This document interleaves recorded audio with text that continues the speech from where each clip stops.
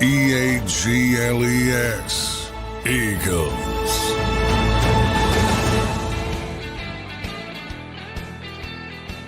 Welcome in, everybody, a Thursday edition of Birds 365. It is OTA day. Johnny Mac's scheduled to go down for OTAs today. So an exciting day in Eagle land. We'll have some look at the players, some videos will come out. We'll post them up later on JAKIB Sports here on the YouTube channel. So make sure you are subscribed and liking the video so you can help our channel grow and reach more Eagles fans. Johnny Mac, good Thursday morning to you, sir. Good Thursday morning to all of our streamers and on the chat box. John, how you doing this morning? Doing well, yeah. Happy OTA 2 day. I'm calling it second last OTA, maybe the last ever OTA in Philadelphia Eagles history. Who knows? By the way, we never talked about that. What did you think of that? By the way, yeah, I don't like it. We talked about it a little bit yesterday. Yeah, it's just we had some guests on, so I didn't know if you wanted to expand on it. Yeah, I think the calendar is a big thing. You know, when it comes to the NFL, it's one thing that.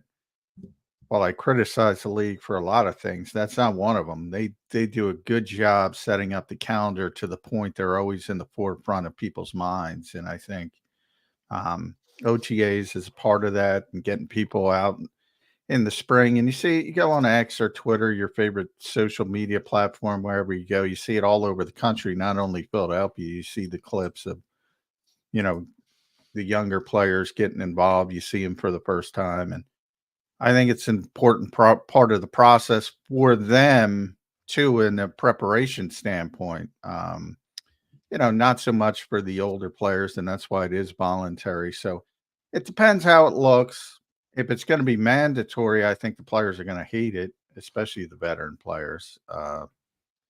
If it's similar in the early stages of a longer ramp up period to training camp, which is what the Players Association is trying to push, if that part's voluntary, maybe it doesn't change much and everybody's agreeable.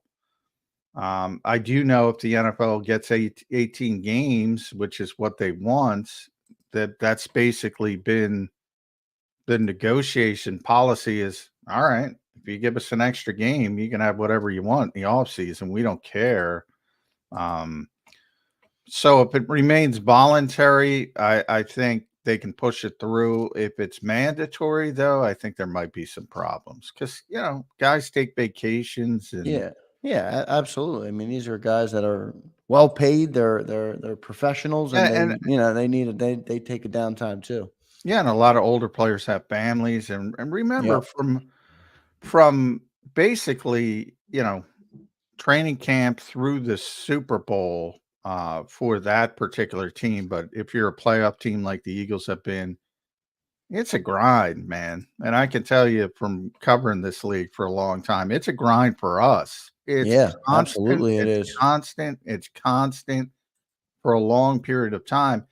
And your family takes a hit in that time. You know, you think about holidays. Now there's games on Christmas, on Wednesday, and then Thanksgiving.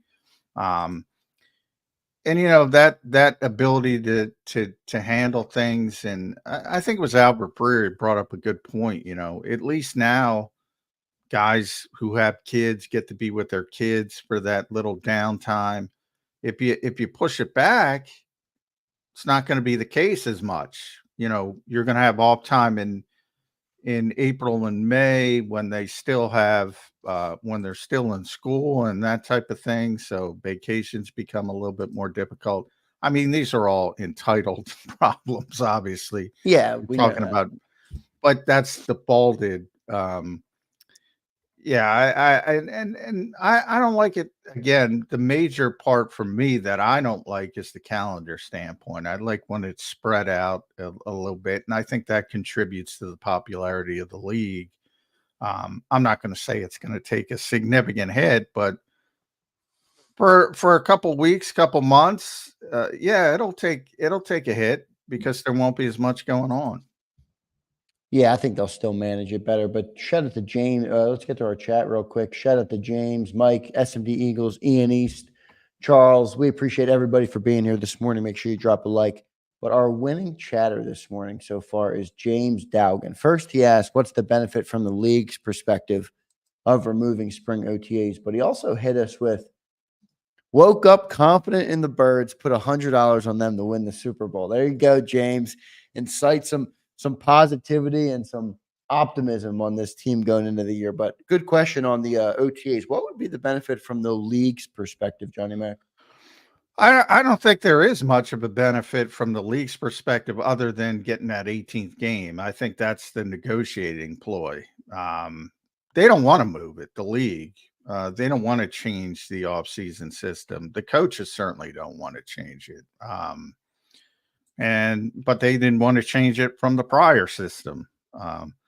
They always want to practice. They always want to get their hands on the players as quickly as possible, especially the younger players, and this will push that back. So from the league's perspective, it's strictly about that 18th game. But they want that 18th game, would prefer to keep the status quo, but obviously that's unlikely to happen. And the tradition has been for the Players Association to push for this off-season stuff and eliminate spring work for whatever reason. Again, as they educate the players, to me, the big point is whether this proposed ramp-up period, longer ramp-up period, which would start in June or early July, is that going to be mandatory? If it's going to be mandatory, yeah, players are going to try and nix that. Yeah, I think you're going to see some pushback from the rank and file. If it's voluntary for the veterans, and again, voluntary, I always put that in quotes. OTAs are voluntary for very, very few players on each team that have the kind of cachet to walk in and walk out and be there and not be there. Most players, if you're fighting for a job, it might say voluntary, but you better show up because you know, if you're fighting for a job and you're not out there, that's gonna be a negative check mark. And obviously, you never hear about young players skipping OTAs because they need them, and they know that, and that's part of it as well. Now, there's always the exception if somebody has a situation that they have to take care of. Obviously, there's exceptions, but you can't go shopping for sconces if you're a rookie or a first-year player or a younger player even. Yeah, speaking of that, by the way, Keely Ringo, that's why everybody was talking about him missing that first OTA. But I did see him in the video that the Eagles posted out. They did yeah, he's been there. Yeah, so but that's good to know because I think not everybody knows he was there. So he has been at team stuff. I'm assuming he'll be out there today when Johnny Mac goes out there. John, do you think they would consider a second bye week if they do get that extra game? Yeah, I think that'll be a part of it. That'll be a part of it, right? Yeah, second bye week. I think that'll be a part of it as well. And they're going to go to 18 games eventually. It's just a matter of when they get there. The 17 game is goofy from just the stature of it and the extra game and the weird. You got one extra home game every other year. It's kind of weird. The thing I like about the 17 games is nobody finishes 8-8. You're either above 500 or you're under 500. Or I guess you could tie a game and end up 500. But I do like that aspect of it. Yeah. But for years, you talk about 16 games, and I like even when Vic was explaining how important each NFL game was, he made the comparison to baseball and said you gotta put the caveat on it now and say, well, when we used to play 16, that was essentially worth 10 baseball games. Now 17, it creates all the math problems. And if you lose 2 games, he said, it's basically like losing 20 in a row. That's how important it is, each game in the NFL. And I thought it was a nice little teaching point for people. But now, because it's 17 games, you have to put that caveat on it. So 17 is hinky and weird and ugly. But the goal has always been to get to 18. Always. Johnny Mac, let's move in our OTAs. You're getting out there today. Second OTA available to the media, so you will be down there. First, before I ask you what you're thinking about heading down there and the questions that we have going into this OTA, What's the schedule like? I know, is it same time as last week? You'll be down there around 12:45. 12:50. So that's when they're scheduled to be on the field and ready to go. It'll be a green practice, as the Eagles like to call them, so a full go, as much as a full go can be in the off season. So probably same as last week, 70 minutes or so, somewhere in that range.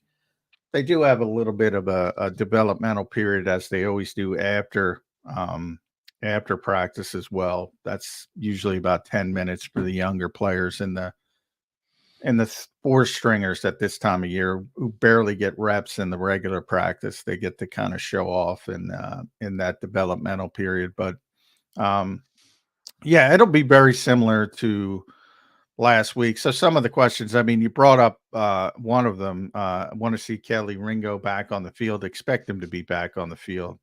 And how that impacts the depth chart at cornerback, because I think a lot of people were excited about Isaiah Rodgers last week, but there was a lot of context to why he was out there with the first team that I think people don't realize. One, Bradbury's not going to be there. He's got a charity thing in Birmingham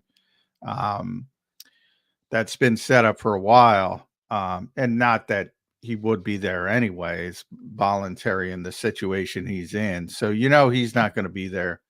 But last week, as you mentioned, Ringo wasn't there, but he has been at the facility. So that's one of those examples. He probably had to take care of something in his personal life. And Eli Ricks was at practice, but he tweaked something, was in the injury tent for a short period. Now, it wasn't serious, and you can tell that because he stayed on the field and he watched the rest of the practice. If there's any thought it's serious, they're going to take him inside and get him checked, and they don't want him outside on the field. So he might be back, and that creates obviously a lot more depth at outside corner. Last week it was Darius Slay, and who knows if Darius is going to be there. As he mentioned, he's a family man. Maybe his daughter's running track. Who knows? So guys will be in and out, veteran guys. So it all depends on who's going to be there. But if Slay's going to be there, and Ringo's going to be there, and Ricks is going to be there, and Rodgers is going to be there, it's going to be interesting to see how it shakes out. And you still want to get Quinyon Mitchell, obviously, reps with the second team, and Cooper DeJean with the second team as well. A lot of bodies at cornerback. Yeah, and I think that's one of the things you're going to start to see with patterns. You go to one practice, it's like, okay, he was here, but are they thinking that's permanent? Do they like him there? Are they just moving him around? So I am curious to see how the depth chart will change a little bit today, especially if guys are coming back like Keely Ringo. And then the wide receiver thing. I'd like to see Devontae out there just because I want to know. I want to know how that position breaks down. And then I also think they're going to line up those guys in the slot a lot. I know I read a piece from Dave Zangaro in NBC Sports Philadelphia talking about AJ was lining up in the slot a lot. And you'll probably see more of that with Kellen Moore's offense. So that'll be good to see too. Any other things that Johnny Mack is looking for as you get ready to head down there today? Yeah, I mean, Nakobe's a big story as well. Yeah. On the defensive side of the football. Now, and this is just my speculation. I don't know why the Eagles would push him on the field, other than for PR purposes at this stage. So my guess is, and they're not going to give it two shits about that. So, and I know a lot of people want to see him, and there's that weird. He's always hurt, and he's hurt again. He's not hurt again. It's the same injury, rehabbing, coming back. And that's what I talk about from the PR standpoint. That's not worth satiating those people who don't understand anyway. So the Eagles can't run their organization by that kind of thing. And I don't know why you would want to push them, and that just gives Devin White more of an opportunity to lock down the middle linebacker job. It gives Zach Bond more of an opportunity to prove what Vic Fangio said, that he can play off-ball linebacker. and nothing he's seen to this point says he can't play off-ball linebacker. And Jeremiah Trotter, how quickly do some of these rookies get, how quickly does Mitchell get first team reps? How quickly does DeJean get second team reps at outside corner? How quickly does Trotter get off the third team? How quickly does Trevor Keegan get off the third team? A bunch of these rookies, and Anaya Smith, it's sort of in the same boat as N'Kobe in that I don't know why you would push him.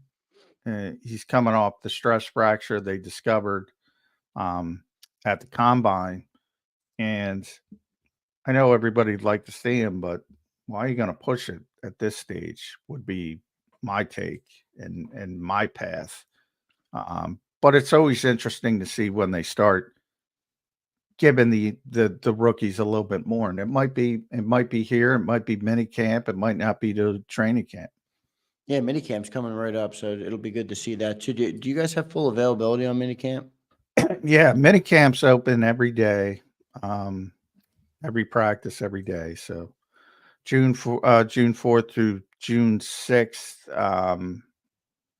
Now a lot of teams in the past have have canceled that final day. So, don't think it's going to be there. The Eagles haven't had one in so long. We don't know how they're going to handle it. But a lot of teams around the league tend to cancel that final day, last day of school, so to speak, maybe have a outing. I wouldn't be surprised if that happens with the Eagles as well. Yeah, so good start to our show today. We have good show planned today. Coming up in hour number 2, we have Les Bowen, and then in hour number 1, it'll just be Johnny Mack and I breaking down what we're going in, what we'll see, what we're looking for going into OTAs. We have a couple things we'll do with the roster, with the NFC quarterback ranks. I want to run by Johnny Mack, and then if any of you have good questions for Johnny Mack on what you want him to look for today, or just a question for Johnny Mack, please drop it in the chat. And if it's good enough, I will read it to Johnny Mack later on in hour number 1. So good stuff there. Anybody who drops a super chat, obviously, will jump right to the front. So we appreciate that. John, one other thing I'm looking for at OTA today, I'll be excited to see some footage from him. From anything I can get, is John Ross, the new wide receiver they signed after Devontae Parker retired. I know it's not a big deal, but we have talked a lot on this show about the need for a backup outside wide receiver. Maybe he can be that guy. Maybe he won't be that guy, but at least we'll have a chance to see him today playing out there, hopefully. Yeah, I don't know what to expect from John Ross. He hasn't played since 2021. He was not a success, to put it mildly, as a first round pick, as a top 10 pick in Cincinnati. He can run. That's one I also mentioned when I wrote about it for Sports Illustrated.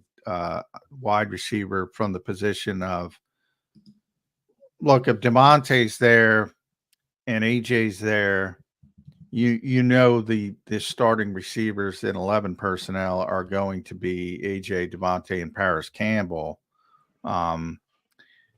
Last week when DeMonte wasn't there, Joseph Nada got the first opportunity. I think, they want to rotate that, or at least I would want to rotate that, and some of these younger receivers, maybe churn them through and get reps and see who starts to stand out. Jacob Harris was the one who probably had the best practice last week of that group. So to me, then, but again, part of this is they were on the field Tuesday, but we don't get to see it. They're on the field Friday, but we're not going to get to see it. So only one cluster of the OTAs, right, the threes, are open to reporters. So maybe they did that on Tuesday, and maybe it rotates back. We don't know that, but I'd want to look at all of them: Jacob Harris, Shaq Davis, Johnny Wilson, the rookie 6th-round pick. I don't think Anias is going to be back, but we'll see. He's stretched. You never know. If you're ready to go, you're ready to go. Austin Watkins is another one of those young receivers. He didn't practice, so he's banged up with something as well. So maybe he's back. So a lot of guys people don't know that much about. And Joseph Nada didn't seize that opportunity to where he say, all right, let's keep him at the top of the depth chart of that second group. I'd want to rotate those guys. In fact, Jacob Harris, as I said, was far more impressive. So maybe that shows if one of the guys aren't there, maybe that shows with more reps for him. Yeah, the wide receiver position is interesting. Mr. Perez drops a good comment. The Eagles I did see this. The Eagles were named the best fit for free agent wide receiver Hunter Renfrow. What's your thoughts on this, Zander and John? I don't know. I mean, he's a slot guy, right? He's a true slot receiver, so he's going to be your slot wide receiver. It doesn't really fix your depth on the outside problem. Maybe John Ross can be that, but I don't know. I mean, I think I'd prefer to add depth to that outside room just because I think you will probably see Kellen lining up these star receivers, Devontae and AJ, in the slot at times and moving them all around, especially with the motion and stuff like that. So, John, what do you think of Hunter Renfrow? Well, you're right. He's a pure slot guy, and I prefer to add somebody outside the numbers as a backup from that perspective. But he's probably better than Paris Campbell. Not probably. Now he had 100 reception season back in 2021, and it hasn't been great since then. Only had 25 receptions last year, so how much is left, I don't know. But he is a pure slot receiver. I don't think that's what the Eagles need dramatically because kind of what you said in that AJ and Devontae are so versatile. They can play X, they can play Z, they can play flex, they can play, which is the slot position. They can do all three. A lot of receivers can't do that. And they're outside guys or they're slot guys. They have the luxury of being able to move those players around. And AJ was in the slot, as Dave pointed out. Devontae will be in the slot at times. There's no question about that. So I think the bigger need is a backup outside receiver than a slot guy. But at the same time, Renfrow to me is a far better slot receiver than Paris Campbell. So, if you want to go about it that way and say, well, we just want a better slot receiver. Right. But money factors into it as well. Paris is playing for $1.3 million a year. He looked pretty good last week in the first practice too. So I'm not sure the Eagles are going to cut bait so quickly on the Paris Campbell path. So yeah, I mean, if you just look at it as they need a receiver, and Renfro's been a pretty good receiver.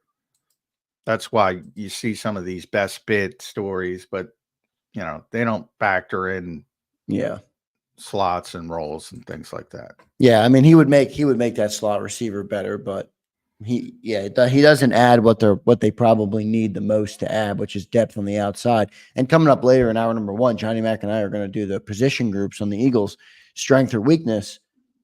I was asked a question about the wide receivers, and I'm like, strength. We got Devontae Smith and AJ Brown, and Big Sales points out we got 6 wide receivers on the team. Only 2 of them are even competent. So I guess you could argue that could be a problem. Johnny Mac's been talking about the same thing where you need depth out there. So we'll talk about that. John, last thing I'm looking for heading into this OTA is Avonte Maddox and where they play him, because I think he kind of plays a big role in how the cornerback room might fall. If he's lined up at slot, it makes it more competitive for some of the other guys, Isaiah Rodgers, namely, because he's probably battling with Keely Ringo, with Quinyon Mitchell, with So I'm watching where Avonte goes, and then if they move him to safety more.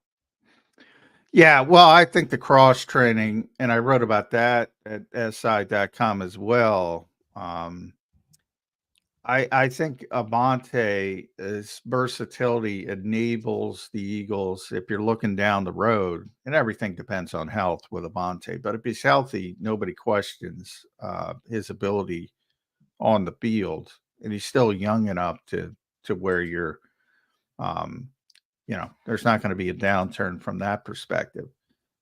So everything's health related, but I think a lot of people look at safety and say, well, you only have CJ, Reed Blankenship, and Sidney Brown when he comes back from his ACL. Then you start to get some questionable, guys. We just talked about the receiver group, and you're into that Jacob Harris, Joseph Nada with Tristan McCullum and Mekhi Gardner, completely unproven players. And people say you got to get an extra safety. Well, Cooper DeJean and Avonte Maddox. And what that enables Howie to do is keep an extra body at cornerback, where they have all these cornerbacks. Right. And in theory, if you're thinking about it just in a box of, oh, you need a poor safety, you're going to lose one of those outside corners you probably want to keep. But the fact that Avonte can play the position, the fact that Cooper may be able to play the position, enables you to keep an extra one of those cornerbacks. So that might be how he's thinking. And it wouldn't be a bad way to think. I would say that. Yeah, I would agree with that as well. We're going to take our first commercial timeout, 30 minutes into the show here. Coming up in hour number 2 at 9:20, we'll have Les Bowen, longtime Eagles reporter, doing some work now for PHLY Sports and has his own blog, Les Bowen's John. So we'll talk to Les Bowen coming up later on in hour number 2. Coming up next, Eagles position grades. Johnny Mack and I will run through the positions, plus or minus, positive or negative for the Eagles. So we'll do that. I'll tip the hand that the offense looks better than the defense, but we will do that by group. Coming up next on Birds 365, I want to thank everybody for tuning in this morning. We appreciate all of you in the chat, Mike, Malik, SMD, Twiz, Corey, we appreciate you for being here as always. Mr. Prez, thanks everybody for being here. Make sure you like the show to help us grow on JAKIB Sports, and stay tuned. Birds 365 will be right back after the break. If you missed any of today's show on the JAKIB Media channel, listen to the podcast on your way home. Available on YouTube, Apple, and Spotify.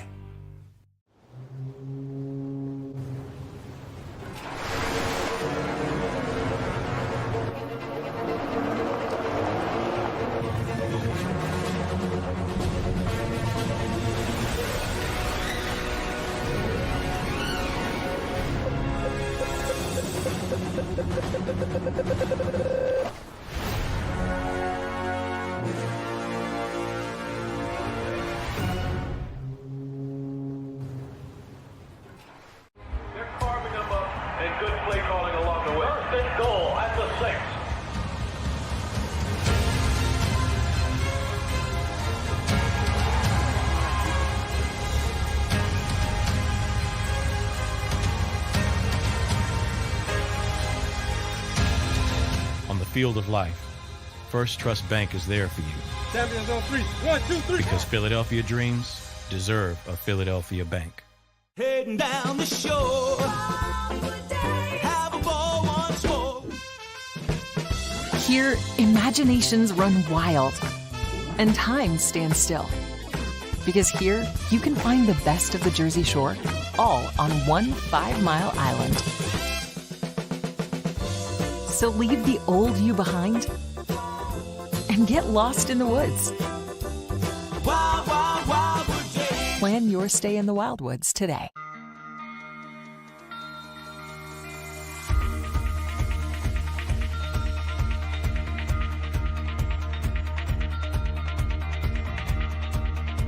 Hi, I'm Jim Muehlbronner, Managing Partner at Del Val Insurance Group.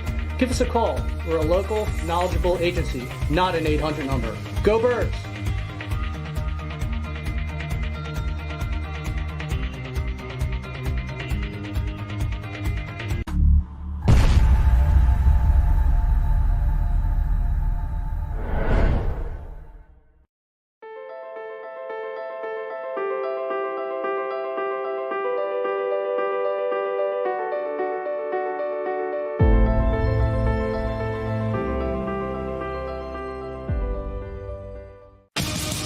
the greatest fans on earth. It's a bold statement, but would you expect anything less from Philadelphia?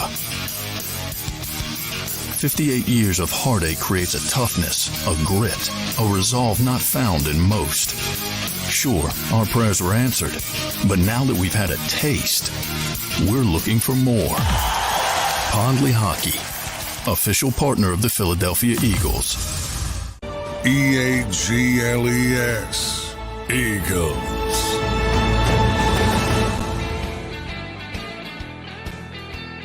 Welcome back in, everybody, to Birds 365, a Thursday edition, May 30th. Johnny Mac. May is now almost in the rearview mirror, and we move into June. This season is going to be here before we know it. Time waits for nobody, as our good friend Flexen and Steppen said in the chat the other day, which I certainly agree with. John, before we get to the position groups, I do want to run one thing by you, and I'm going to put you on the spot, okay? I'm going to put you on the spot here, so get ready to think on your toes here. Oh, that's difficult. Go Give ahead. me your top 5. The list is 10, but I'll give you 5. Your top 5 NFC quarterbacks. Just NFC. Ooh, yeah, the NFC is not as good as the AFC. No. The NFC is not as good as the AFC. And I'm not going in order. I'm just thinking about the teams. Dak and then I'll put them in order. Dak and Jalen are in it from the NFC East. Jordan Love's got to be in it already. Matthew Stafford.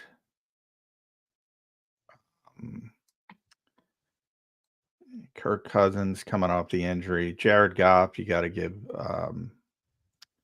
some deference to, and also Brock Purdy, and maybe some Kyler Murray love, depending coming off. That would be the grouping if I had to boil it down to 5. Dak and Jalen would definitely be in it. Matthew Stafford would definitely be in it. Jared Goff would definitely be in it for me. And that 5th one, Jordan Love. And if I had to put them in order, I would say, and I'm different than most people. I would still put Matthew Stafford number 1. I would put Jalen 2, Dak 3, Jordan 4. I'm it's tight there, right? I mean, it is tight. You can go any. I'm going to put Matthew first, despite I think he's the best quarterback in the NFC, and that's the only one I have conviction on. I will say at the end of the season, I believe number 2 will be Jordan Love, but I can't put him that high just yet. I have to put Dak over Jalen. That's going to piss off Eagles fans, but I have to put him over Jalen after last season. So I'll put Dak 2. I'll put Goff 3, Hurts 4, and Jordan Love 5. It's pretty good, Johnny Mac. This is pretty on par with what I would think, and what let me bring it up real quick. What PFF Trevor Sikkema put. There's his top 10 in order. And you called out each name 1 through 8, and didn't have the same exact order as him, but you did call out each name 1 through 8. He throws Caleb Williams in at 10. I'm like, come on, man, let the guy take a snap. Yeah. They're already complaining about him in Chicago. Yeah, they are. They're already complaining about him at training camp. But I was surprised to see Dak Prescott number 1 here. He's not who I would have number 1. And I think I could even put Jordan Love up there too. But for me, it would be probably Stafford. I'm with you on that. Now, Jody would be killing me because I didn't put Brock in there. But he's just I think Brock is top. He's 7, a good. He might be 6, but right. He's I was surprised to see Goff down at 7 on this list. I mean, he performed better than maybe this whole list of quarterbacks last year. Yeah, he's good. He's good. He's underrated. He's very good. And I didn't see it coming. And I think a lot of people, once he had the problems, they didn't want to reverse course and admit they were wrong. The guy deserves a lot of credit for turning around his career and working hard. And he Yeah. makes throws that the two I would say the two best pure throwers in the NFC, unquestionably to me, are Stafford Golf, right? Goff and Kirk Cousins. Yeah, Kirk is. But Kirk's coming off the Achilles, and he's 36. But Stafford's a better overall quarterback, and he's older. But so to me, it's a bigger issue with Kirk because he's coming off an Achilles, and he was slow as molasses to begin with. Yeah, and it's it's unfortunate for Kirk. I'm actually a Kirk fan. I like Kirk. I like what he stands for. I think he seems like an all around good dude, and I think he's an underrated quarterback. The guy delivers. He throws for tons of yards every year. But that's tough for him coming off an ACL because he really had no injuries prior to that. Stayed really relatively healthy in his NFL career, but not a bad list, John. I thought yours was pretty good. I think Purdy would fall outside my top 5 as well. Love would be in my top 5. Love looked good, John. I mean, he looked good. He was a small sample size, only 1 year, but he Packers got another one. Yeah, he looks tremendous. Now, the one thing I want to see, he kind of he'll throw it sometimes, and you go, what's this guy doing? And those young Packers receivers really were impressive last year. They had so many of them too, and it seems like they were always open. So that's one thing I always want to see with a young quarterback. It's easy to throw the guys that are open, but can you throw them open? Yeah, that right. To me tells you if you're a really big time NFL quarterback. I think that's the next step for Jordan Love. And if he can take it, look out. He's going to Jared Goff actually does a great job of that too. He fits balls in the window. Yeah, so my top 5, I'm going to go Stafford, Jared Goff at number 2 for me. I can't deny what I saw last year. I thought he was tremendous. Jalen at 3, Dak Prescott 4, Jordan Love 5. Then I have Cousins and Purdy. So Purdy 7 for me. But I think there's a little different for Purdy. He's perfect for the system he's in. So just because he's 7 doesn't mean he can't have more success than the other quarterbacks. I do like Purdy. Yeah, now with Jody, the whole show would have been derailed because I didn't put Brock Purdy in the top 5, but he loves Brock Purdy. Well, I think there is context here where it's like you're talking about a quarterback alone, all other variables. Yeah, well, exactly. I mean, and it's not his fault. I'm not blaming Brock Purdy, but if to me, when I try to rate players, and there's no perfect system, but you try to imagine if they all had the same supporting cast, who would be the best? That's how I do it. Yeah, right. It's impossible to, do a study on that because it's never going to happen. But that's how I try to do it. If everybody has the exact same supporting cast, who would be the best? And that's sort of how I approach it. And most people don't approach it like that, which is fine. That's why you have these conversations. But yeah, supporting cast, and it drives me crazy when everybody boils it down to quarterbacks. And well, he didn't win this game, he didn't win that game. The dumbest statement anybody's ever made, and about 1 million people have made it, so I'm not picking on any one individual, is so and so can't win a Super Bowl. I mean, history has proven it's really difficult, but there have been mediocre quarterbacks to win Super Bowls. Absolutely. And a lot of them, actually. And, the margin of error is smaller and everything else, it becomes more difficult. And that's what I said. Patrick Mahomes is number 1, I assume, on PFF's list and my list, and should be number 1 on everybody's list. He increases your margin of error. That's why he's number 1 on everybody's list. Not that he's going to win every year, but if he doesn't win this year, it doesn't mean insert the team that's better than him has a better quarterback, because they don't. Before we move to the Eagles roster, John, shout out to Twiz. This is a good final question for you to answer. Games on the line. Who you taking? One quarterback of the list. In the NFC, well, I was going to say Patrick because it was on Patrick tangent. One game. Yeah, I mean, he's number one for me. It's Stafford. He's the best quarterback. That's why I put him number one. I don't know if that's who I'd go with. Game on the line. One game, all variables equal. Yeah, I guess I'd probably go Stafford. You could argue Jalen Hurts. I mean, Jalen has played very big in the big games in his career. Yeah, that's Basically not. every- I mean, yeah. everybody takes everything as a slight to their favorite team and their favorite player. It's Yeah, not no, a I don't slight. think I it is mean, that. again, I'm looking at, like, Matthew Stafford has the same supporting cast. Yeah, I mean, I'm taking him. Yeah, he also got the job done the minute he got a better.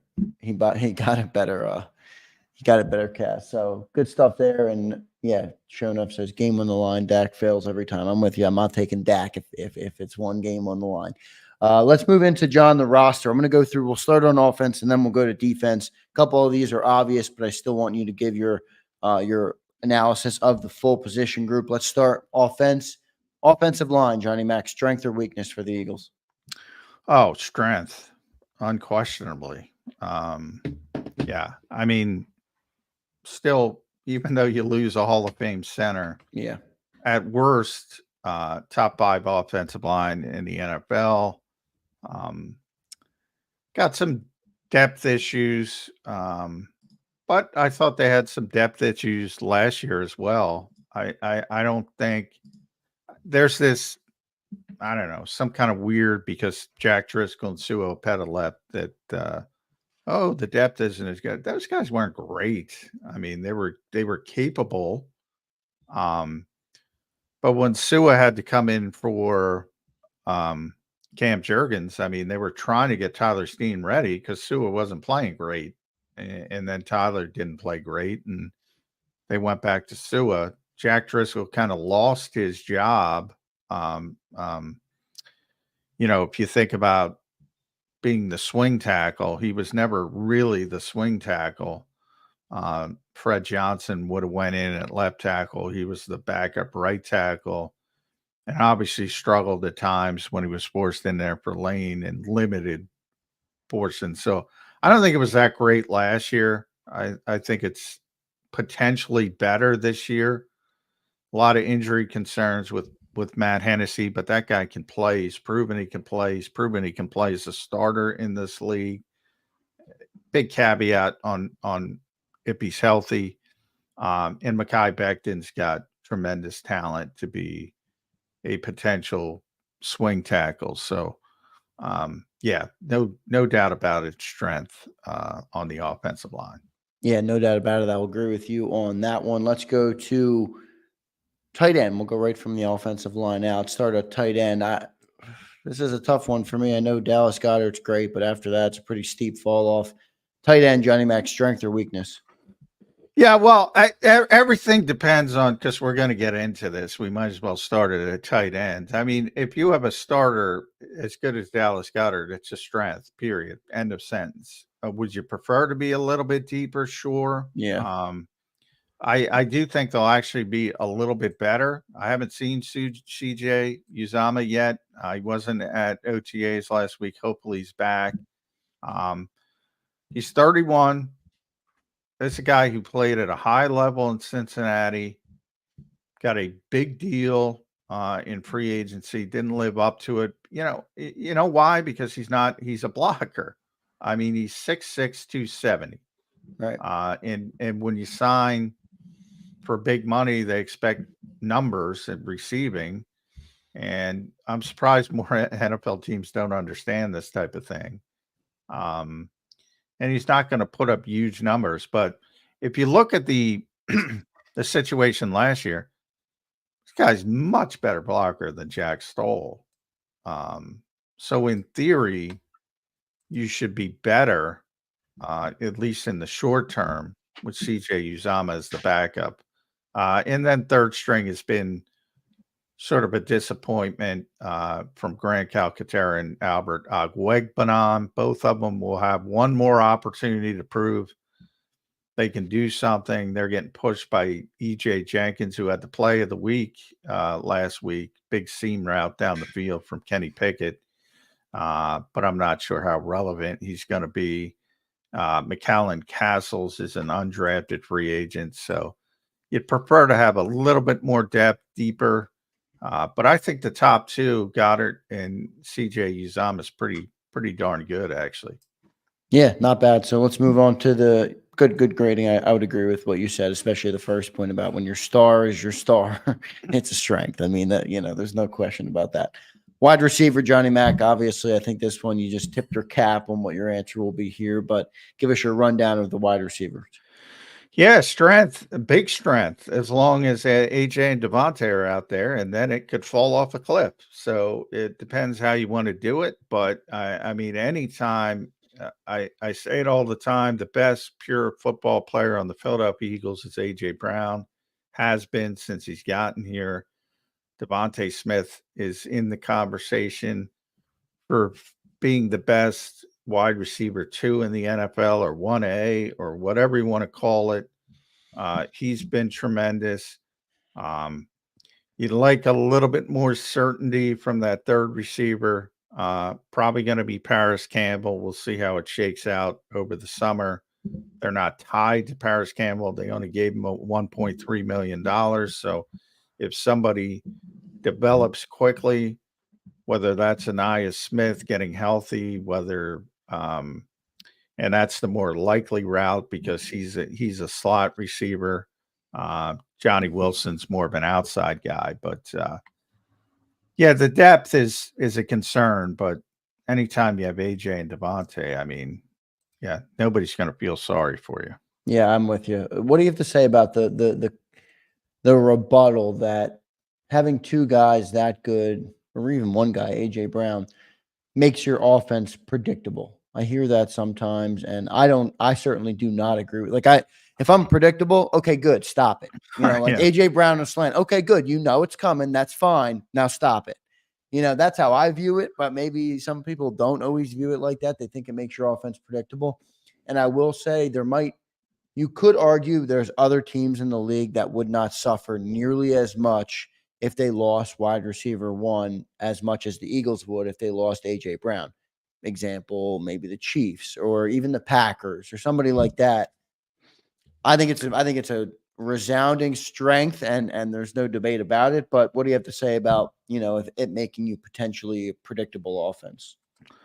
Yeah, I'd point to Jimmy Johnson, and Jimmy's the one. When the Cowboys were the Cowboys, how about them Cowboys winning Super Bowls? Everybody knew what was coming. And they couldn't stop it. So, that's to the point you want to get. They were among, now I'm mad at myself, John. I'm debating Dan Sileo about this, and I could have threw his favorite coach right back in his face and shut him up with a Jimmy Johnson reference. Good call by you. Yeah, I mean, everybody knew Emmitt Smith was getting the football and nobody could do anything about it. And he had 3 running plays, and everybody knew what was coming, and they couldn't do it. They couldn't do anything about it. That's true greatness, by the way. When everybody knows what is coming and they can do nothing about it. Now, can the Eagles lean on that? No, they proved that they're not that good, but they did have that, whatever it was, 20. I looked it up the other day, 29-3, I think, stretch. They won 29 of 32 NFL football games. I mean, hard to win games in the NFL. That's a big feat right there. And that's with the same group, the same style offense, the same predictability, the same, if you execute it, you're fine. Now, I'm not comparing them to those Cowboys teams, but that's the greatest run of Eagles football in history. Certainly in the modern era. I'm not going to Ray Diddy it and go back to 1949 and 50, but certainly in the modern era, that is the greatest stretch of Eagles football ever played, ever. They were dominant. They were expected to win every game. They did basically win every game. 29-3 is pretty stinking good. To me, I look at it the opposite way. Oh, and I always bring up Doug Peterson because Doug was taking some shit about not getting the football to Mac Hollins, and he lost it one day. And he's like, why the hell am I going to design plays for Mac Hollins? He called him the sixth option. Nothing against Mac Hollins. He's a nice guy, and he's still sticking around, doing a good job. Made a good NFL career for himself. Has always been a good special teams player. But yeah, the incessant nature of you got to get other people involved. Nobody's saying about Chicago Bulls, hey, Michael Jordan, you got to get other people involved. In the flow of the game, that's how you get other people involved. When teams are trying to double AJ, trying to double Devontae, and somebody else, you get them involved. When your number's called, step up. Yeah, exactly. I'll never understand that mentality from people. I agree. Let's move to running back. So right now we got O-line strength, tight end strength, wide receiver strength, running back. It's strength. That'll surprise a lot of people because they think I hate Saquon. I don't hate Saquon. It just doesn't make a lot of sense to me from the Eagles' typical way of doing things, which is a lot different from he's a bad football player. He's a very good football player. It's very similar to wide receiver in that it's very top heavy. I also think Kenny Gainwell's maybe the best backup. We were talking about this with BLG. I know Eagles fans hate him. He might be the best depth player the Eagles have. I think he's a very good player. The Eagles coaches trust him implicitly. So I think those two guys are solid, and then it kind of falls off a cliff. But again, if you have a star at the position, it's a strength. Do you think the numbers game of the NFL and the business of it is going to make Kenny not come back here when his contract's up? I mean, they drafted Will Shipley. He's a very similar guy. I know you said they like Kenny Gainwell a lot, but they're already over their heels and how much they've invested into running back compared to what they're used to. I don't know if they're going to pay Kenny Gainwell to stick around.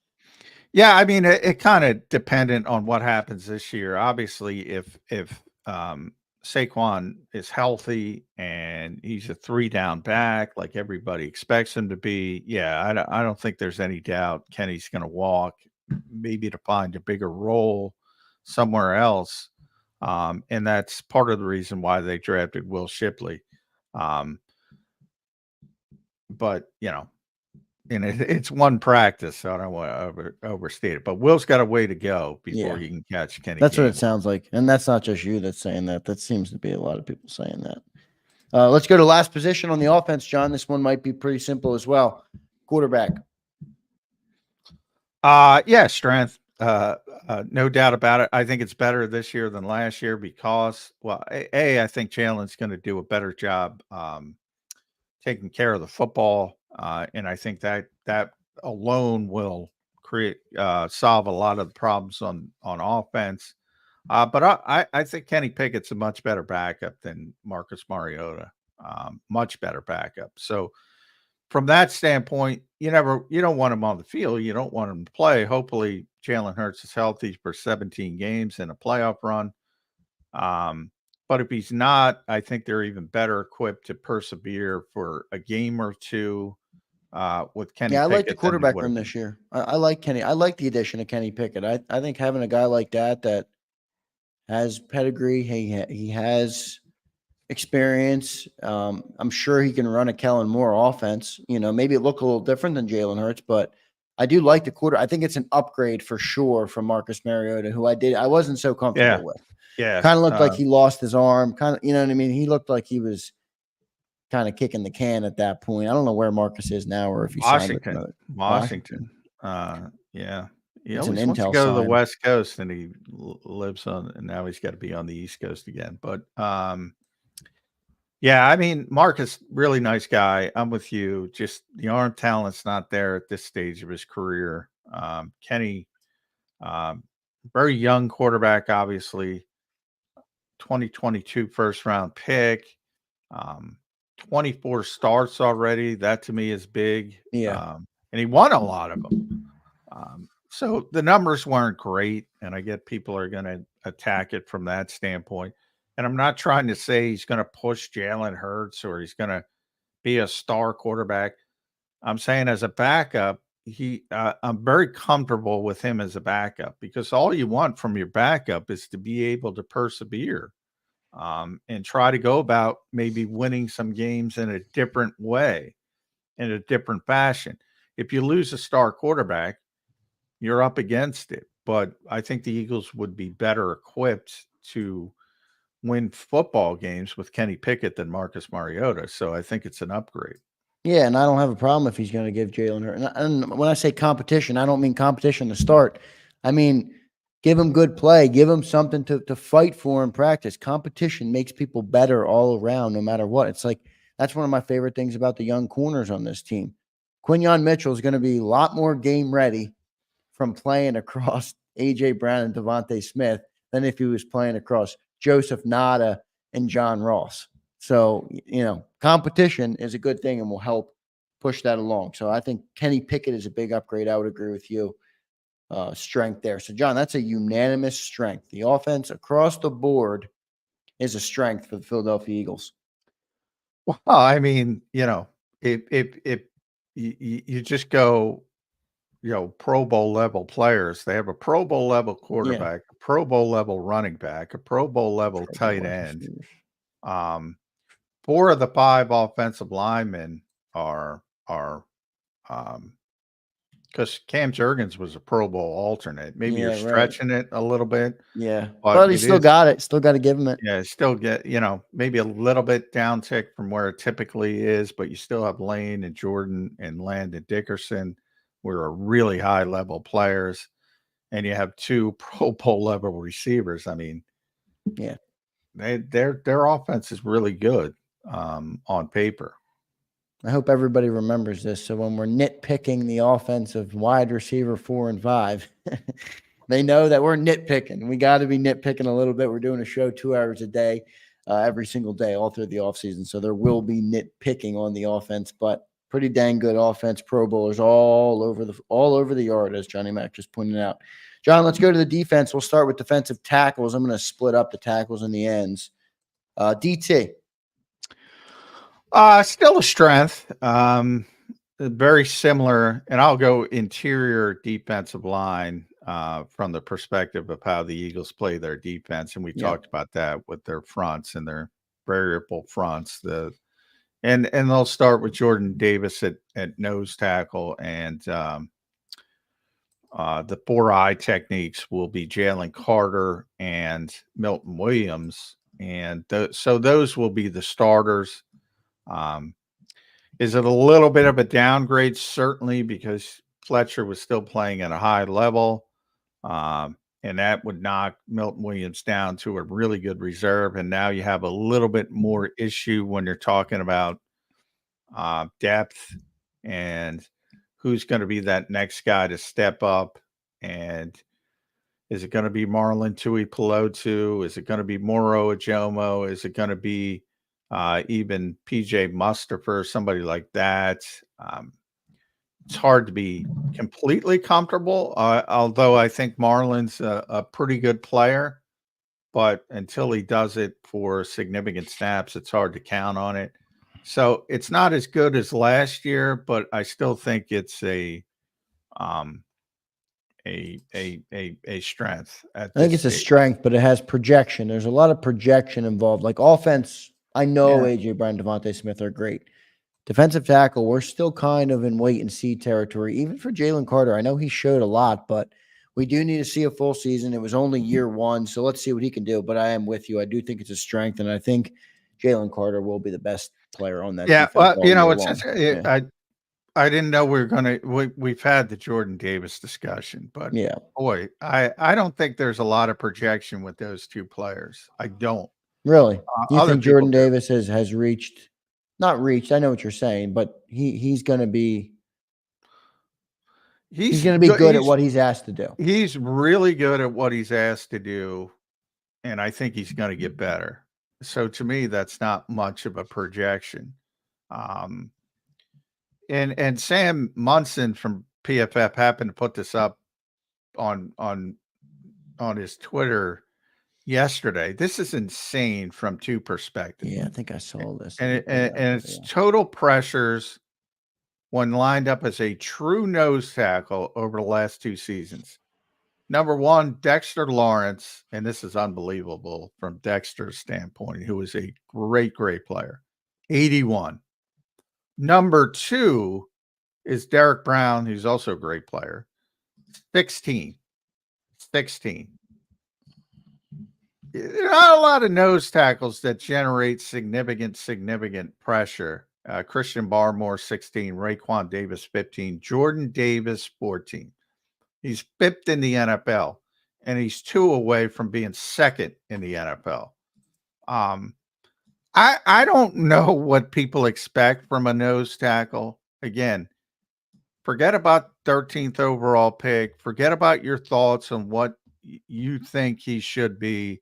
He does his job at a very high level. To me, that's not projection. Does he need to be on the field a little bit more? Yes.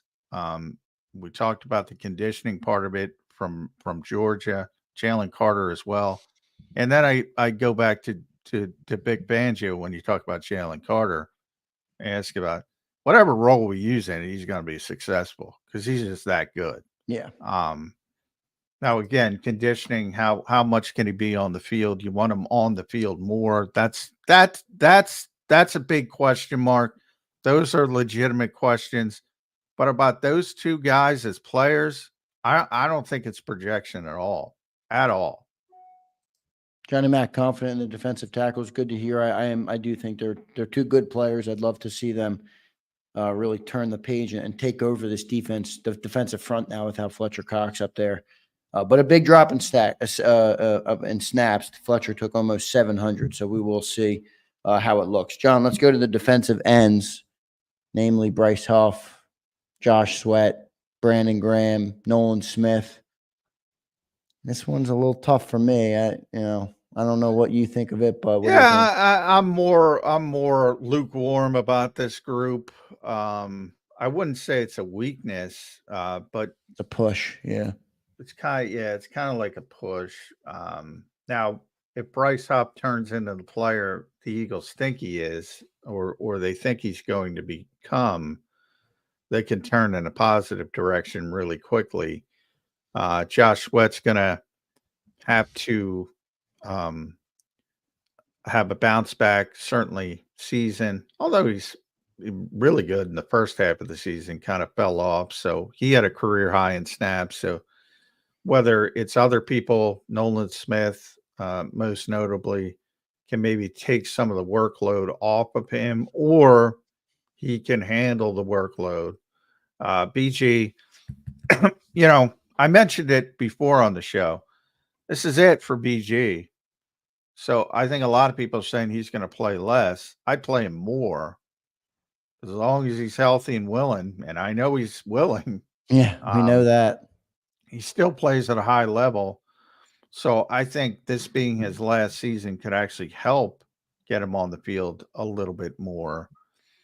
And then Alex Hunt's going to be on the team, but I think is more of a developmental prospect, as we said. So those are your 5 major guys on the edge. And I would say push right now, dependent on Bryce Huff and Nolan Smith. So when you talk about projection, that to me is a projection. And I think Huff has got a chance to be really good, but we got to see it first. Yeah.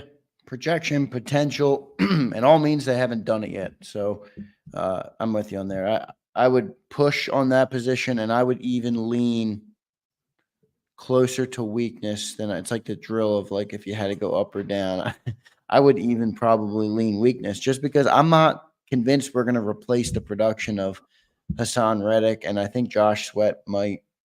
I don't know. He's going to have a bigger role or the same role, but hopefully less snaps because he was burnt out. But if you had to push one way or the other, what would you do?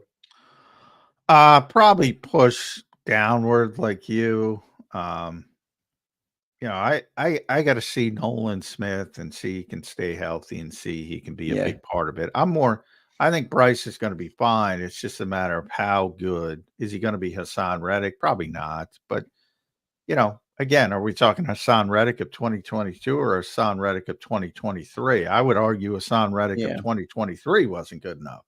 So I think Still a lot of productive, people though. I mean, he was a productive player, so you're looking for that production. Well, if you're taking, is Bryce Huff going to get 11 sacks this year?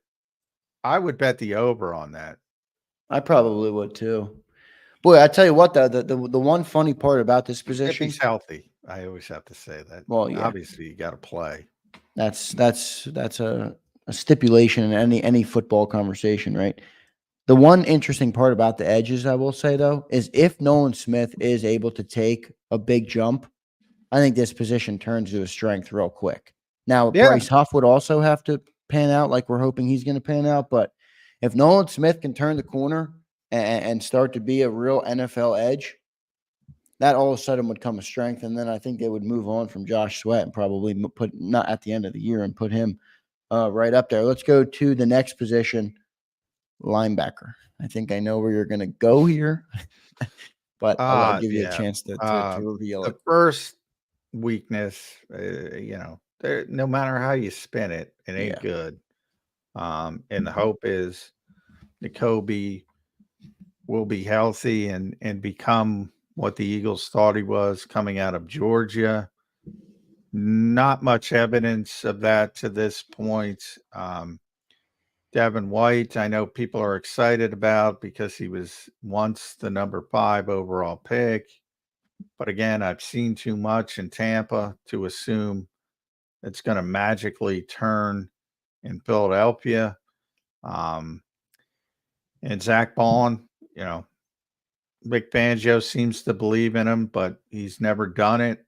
Off-ball linebacker, he played mostly on the edge when he did play, and he didn't play that much in New Orleans. Oren Burks is a good backup special teams linebacker. Jeremiah Trotter's a 5th-round pick who ran a 4.82. So he's undersized to play middle linebacker. He's too slow to play weak side linebacker.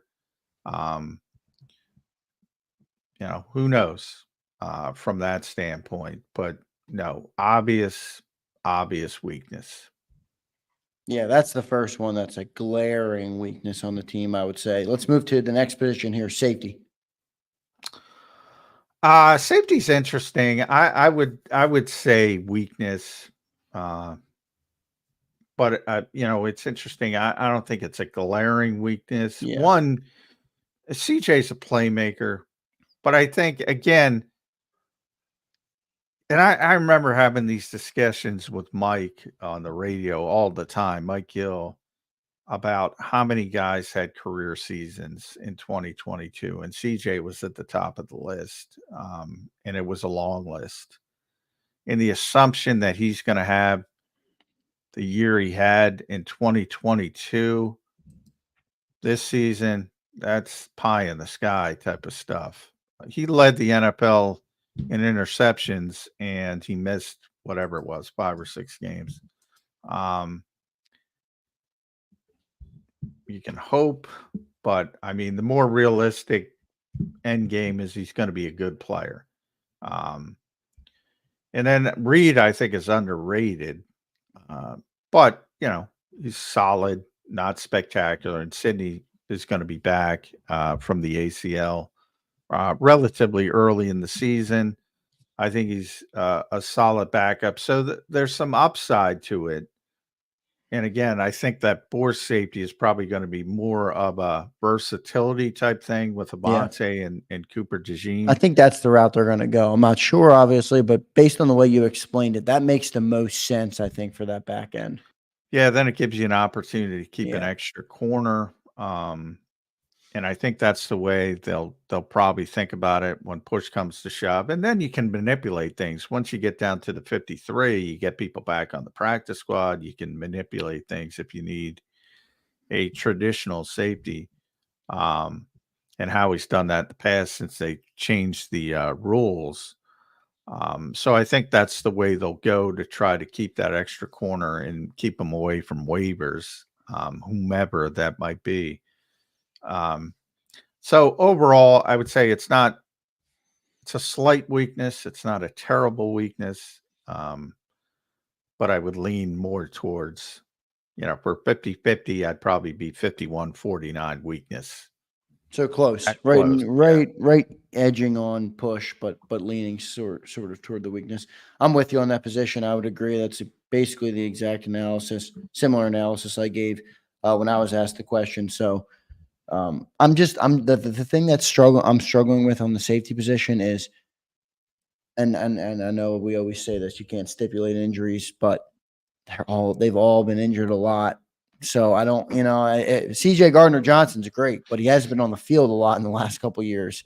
So if he's not on the field, it's not great. It doesn't matter if he's not on the field. So we'll see how it all plays out. But that is definitely something that's sticking with me at safety. John, what do you think of the cornerback room, strength or weakness? This is an interesting one because it's all projection, Yeah. basically. My assumption is James will not be here. So you have one proven commodity and a bunch of guys who everybody thinks can play. And when you have a bunch of guys, that's a good thing because I guarantee two things. One of them will be able to play, and all of them will not be able to play. Yeah, if you right. get my point. I do. Not everybody will be good. Exactly. Yeah. So they have a lot of darts to throw at the board, so to speak, and one of them's going to hit. And hopefully it's Quinyon Mitchell, but if it's not, hopefully it's Cooper DeJean, and if it's not, hopefully it's Kaylee Ringo, and if it's not, hopefully it's Eli Ricks, and on and on and on as you go down. Isaiah Rogers throw in there as well, who can probably play at least at a competent level. So I think the upside is great, but I think the early season may not be that great, if that makes sense, because you're going to have a bunch of young right. You got corners young guys learning. Yep. trying to learn on the job, a very difficult defense, a very complicated defense. So I think early it might be a weakness, and by late in the season it might be a strength. So I'm kind of hedging there. Yeah. Overall, I would say strength because I think long term is more important than immediacy. And I think a lot of teams would look at those young outside corners and say, boy, I wish I had some potential like that. But it is just potential.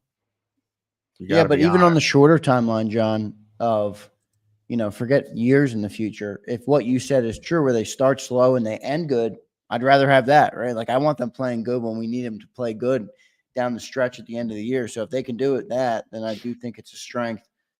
Boy, a lot of projection there though, John, and we'll see. I mean, I'm optimistic on the two young guys with Cooper and Quinyon, but we'll see. And to me, am I wrong on this?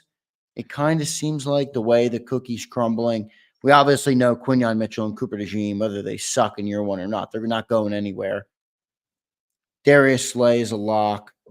It kind of seems like Keely Ringo and Isaiah Rogers are two that are going to be battling for playing time. Does that sound right to you?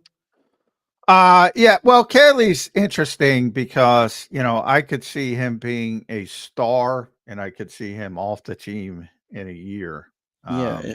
Why? Is that like a a player characteristic thing? Is it a want to? Is it a lack of desire? He's very raw. So you have to see how it develops. He was very young coming in. He probably should have stayed one more year in college. Yeah. I He think was if like he did, 21, I think, coming in, right? I think if he did, he would have been a higher draft pick than Quinyon Mitchell. I truly believe that. He's got so much talent. But he came in very, very raw. He wasn't a great practice player last year. That's got to change, especially under Vic Fangio. And I don't know. He's 21 now. He's only 21. So he came in at 20. Yeah. I don't know how how he's going to approach his job. If he approaches it like Darius Slay, he's going to be a star. He's going to be a flipping star. AJ Brown mentioned it as a 20-year. Yeah, right. He was like, and this is AJ Brown. Like he's got the inherent talent inside him to be a star in the NFL. He's like, he's a pain in the ass in practice because he's so gifted. I am so high on Kelly Ringo. If he has those things that I have no idea. I've talked to him numerous times. He's very smart. He understands seemingly what he needs to do, and I'm very hopeful. And I've been very high on him. And if he applies that work ethic to his and couples it with his gifts, he is going to be a star. And I mean a big time cornerback one in this league. But development is a real thing. And the guy's just gifted, man. He is. And I think, so much of the NFL is based on where you were drafted, and he was expected to be. A lot of people thought he'd be early in the process. At times during last year's process, this. Yeah, a lot of people had him as a bridge pick early, maybe late first round, early second round, even later. Most people had him as certainly a day 2 pick going into the draft, and the Eagles traded up at the top of the 4th round to get him and gave up a future 3rd round pick. But he is very young. He was the youngest player drafted last year. Among the young, he might have been the youngest player in the NFL. John, how's this scheme for Keely? Is it a good scheme fit for him? Because I think that could maybe either help or hurt him. Well, that's the thing. He's raw, but he's so gifted. I mean, in theory, he'd be better in a press coverage. Yeah, that's what it sounds like. System. Yeah. In theory, but that's in theory. I mean, when you're that gifted, you should be able to keep your eyes on the quarterback, break on the football. He's 6'2". He's got all the length you need, and people love, lengthy quarterbacks.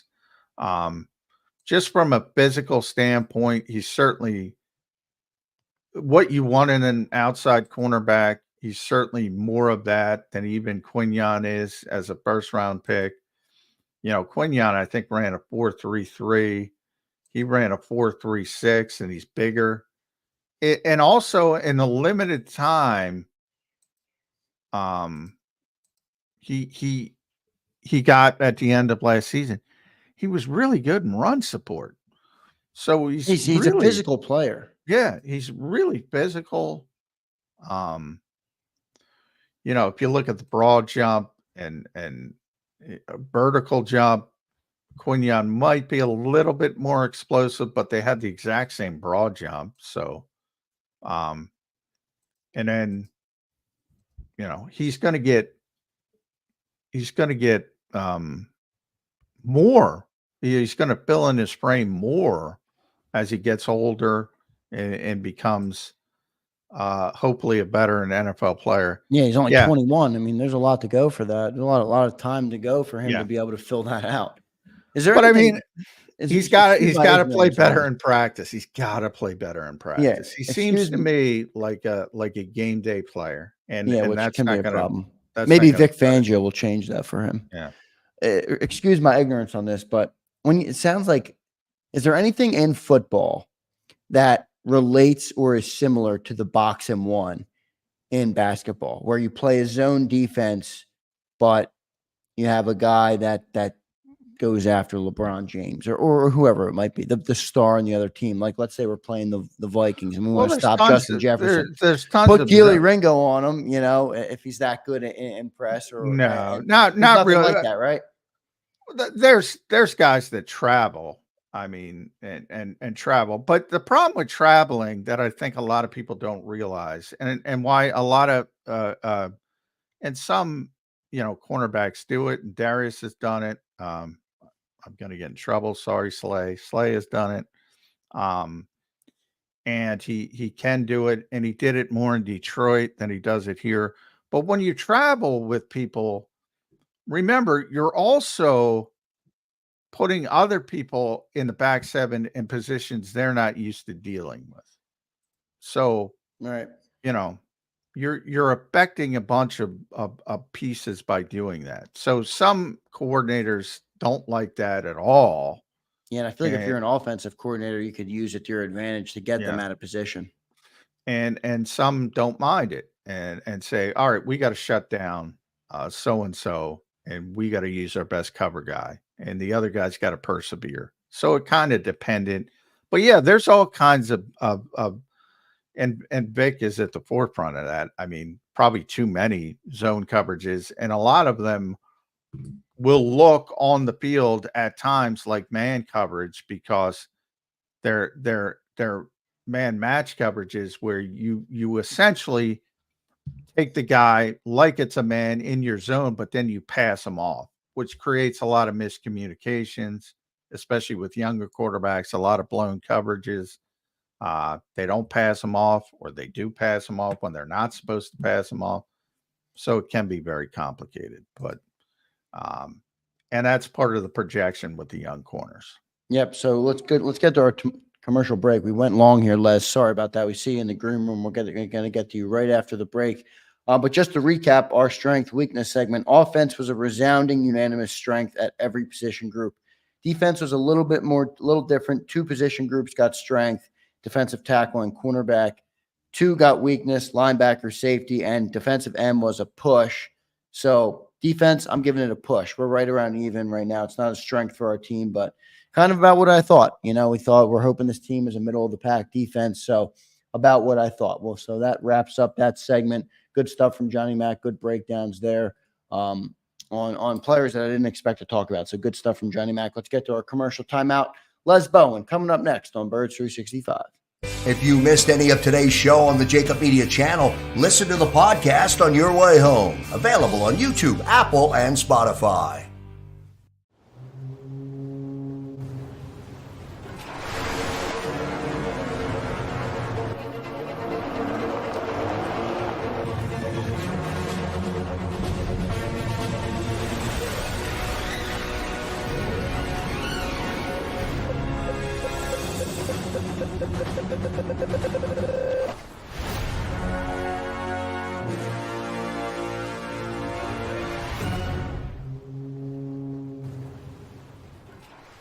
They're carving them up, and good play calling along the way. First and goal at the 6.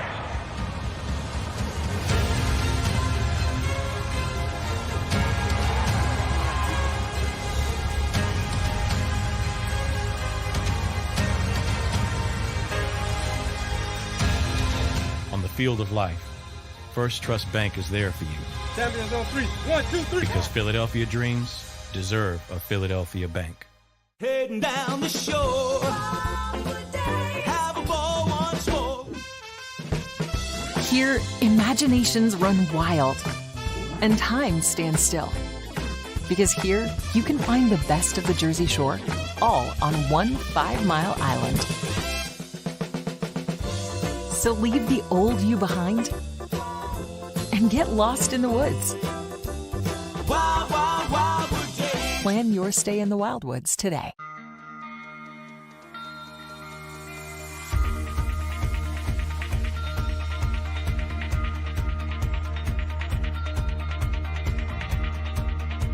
Hi, I'm Jim Muehlbronner, Managing Partner at Del Valle Insurance Group. Give us a call. We're a local, knowledgeable agency, not an 800 number. Go Birds!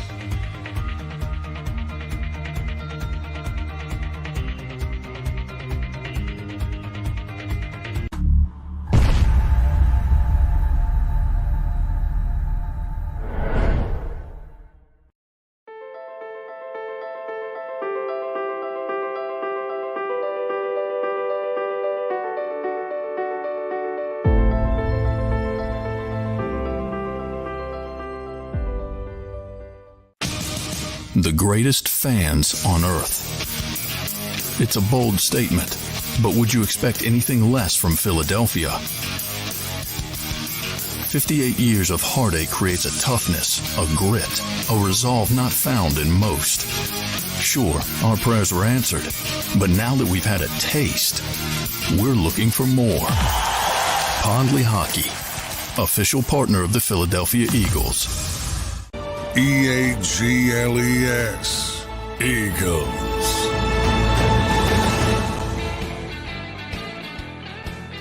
Welcome back in, everybody, to Birds 365, a Thursday edition, May 30th, the end of May, moving right along here in the offseason. Joined now by Les Bowen. Les, how you doing, man? Good to have you on back on Just Birds. great, Zander. How are you guys? I'm good, man. Doing well. Good to see you, Les. You excited? Big OTA 2-day. That's what I'm calling it. Yeah. This might be the last OTA in Philadelphia Eagles history if the NFLPA gets. I doubt that. Have you guys talked about that very much? That A little bit, Yeah, but I want to get your thoughts on it. From what I'm seeing on social media, the reaction is overwhelmingly negative. Yeah. I don't see what benefit this provides. The idea for people who aren't familiar with it is that the NFLPA is kind of looking for a way to, I think they're trying to accommodate the idea of an 18-game season at some point. Yes, right. And how they would want the season aligned. And the idea is that they would not have these OTAs and everybody would, or minicamp, and everybody would just show up at like the end of June, early July, and have a very long, involved training camp that would kind of ramp up as it went along. There are several problems with that. One, the biggest one to me is the NFL, ever since I've been covering it, has worked assiduously to make the offseason, every month of the offseason, to get something in there. You know, talk about the calendar all the time. It's made the best combine at a it. big deal, yeah. made the Senior Bowl a big deal, made the draft a huge attraction. You know, these mini camps, if you take this away, you've basically got nothing after the draft until late June or early July. And I don't see how that benefits the league at all. But from a more practical standpoint, coaches, executives, players who are old enough to have kids, the only time in the year they have with their families when the kids are out of school is after minicamp in mid-June to maybe mid-July. You know, that's their window for doing something with their family in the entire year. You know, they don't get Christmas. They don't get anything, you know. So taking that away, I think, is an even bigger problem for the – I just don't know who at the NFLPA – you know, these are generally older guys. Whoever it is that came up with this, I don't know how much they workshopped it before they sent it out there. See, here's the thing with the NFLPA to me, and they always bite. Unlike the baseball union, which has been tremendous over the years for their players, and even the NBA, they never bite for money. They bite for like living and off-season thing, and the league has been less. It's been all right. We'll get the 17th game. You can have less off-season stuff. If they give them the 18th game, I think the league will get on board. Even though, as you point out, and I pointed that out, the calendar, I think, is a big thing that fuels the NFL's popularity, and I think that hurts. But I think they'd be willing. Here, to me, is the biggest hurdle from a player perspective, along with your astute family, I brought that up as well. It's the only time they have to be with their families, older players who have kids and things like that. I agree with you wholeheartedly. To me, the hurdle would be, is it voluntary or is it mandatory? Yeah. If those veteran players have to show up in late June, early July, no go. They will not go for it. If it remains as OTAs are now, voluntary, and let's be honest, Les, when we say voluntary, it's voluntary for a very few amount of players. That's what I was about to say. Yep. Yeah. 10 guys, Slay can show up. Fletcher used to pop his head in. That's what Fletcher would say. I'll pop my head in occasionally, try to show something to the young guys. They don't have to show up. James Bradbury doesn't want to show up, doesn't have to show up. Well, that's something I don't want to get off on a tangent here, but that's something I wanted to touch on. Yeah, we'll touch on fiction being, he has this other commitment. He's got to do this. He's got no. James Bradbury isn't coming here. No. Until they release or trade him. Exactly. There's no reason for him to be spending any time whatsoever learning Vic Fangio's defense, taking up a spot on the field that the reps could go to some younger guy. He's not going to be here. They don't want him here. That's why he's not here. I mean, about that, but I don't think I am. No. He has a chart at Birmingham, and he's had that. So he wouldn't have been here even if he wasn't here last week either. No. And that's the thing. I said it yesterday on the show, and you can finish up your thoughts on the offseason, but with Bradbury as well. I mean, the writing's on the wall. I mean, they took two cornerbacks in the top 40. Yeah, they don't have a spot for him. If you look at the depth chart they have at corner, and the money and all that, they're just not going to have James Bradbury on the team this year unless 8 guys get hurt or something. So from Howie's perspective, look, I get in a vacuum. You want to get something for the guy. And maybe the best way to do that is to push this back to training camp. And maybe somebody suffers an injury. There's a lot of cornerback needy teams, and maybe you get something. But is that worth an unhappy guy being in the building for a day 3 conditional pick? Is that worth it? Or do you say, hey, James, thanks for 2022. I think they should have already moved on, to be honest. Yeah, me too. I agree. And it would help him get a spot. The longer he goes on this roster, the less chance he has of really establishing himself somewhere else. I would rip off the Band-Aid there, but I'm not Howie. I don't know what their thinking is, but yeah. But on the offseason thing, again, what is the benefit of this? What problem is this going to solve? 18th game. That's the only the NFL's perspective. They want that 18th game. And if that gets them the 18th game. But from the player's perspective, how is this better? Oh, I don't think it is better. From a player's perspective, I think it's a major loss. Coming up with this idea. Well, if my presumption is it's going to be voluntary for the veteran players, but I don't know that. If it's mandatory, I think it's a non-starter. I think everybody pushes back. The rank and file says, "Come on, I'm not showing up for a passing camp." Think if you're Lane Johnson, you're showing up for a passing camp. Right. Where you're not even out there. Basically. Yeah. What are you going to do all that time? Yeah. Because there's no hitting. There's none of that. The ramp up here, the offensive line will go down there today, Les, and the offensive line will be off to the side. They don't do anything. Yeah. And then the 7-on-7 start.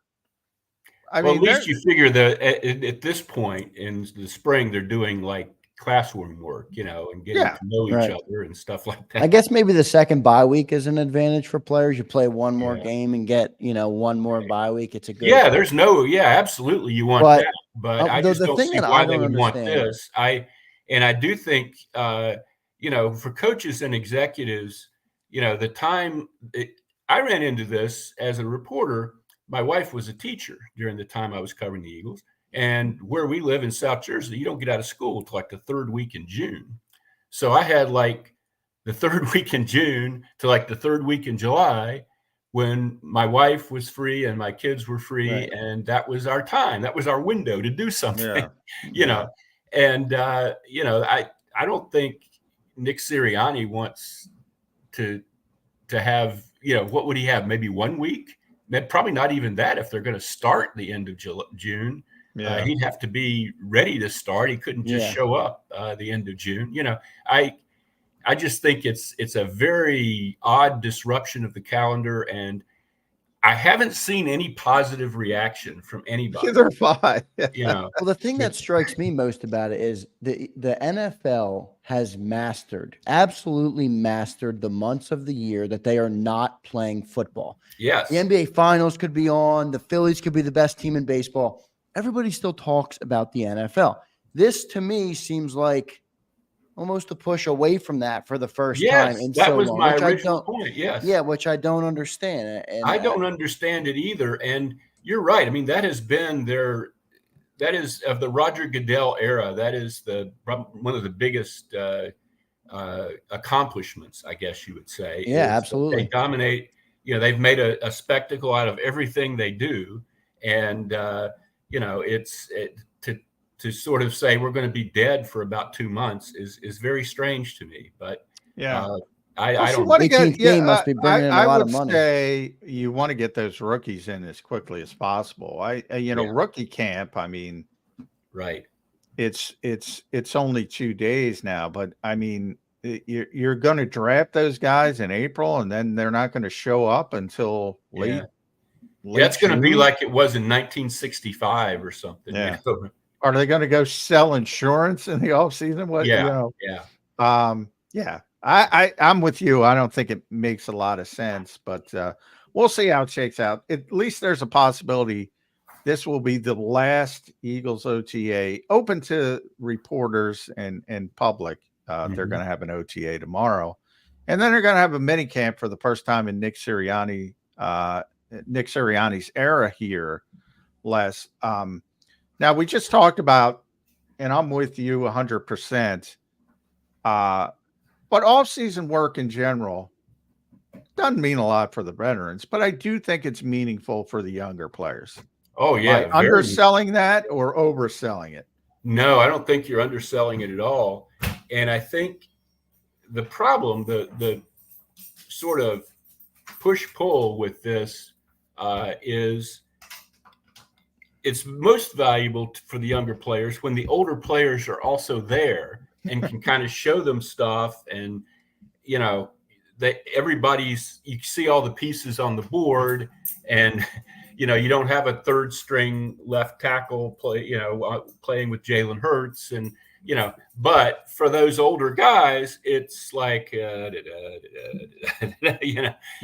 it's hard to, it doesn't benefit them directly. It's them helping rookies and guys who are new to the team. And, it's hard to sort of coalesce all that and make it all work well. But minicamp, I was shocked when Nick didn't have minicamp. I understood that first year he wanted to get everybody in for that was the deal. End of the COVID, yeah. Everybody shows up for OTAs, which had started being a real problem. So, you don't have minicamp. Okay, that 1 year it made sense. And then I guess last year it was the whole Super Bowl hangover. We played forever.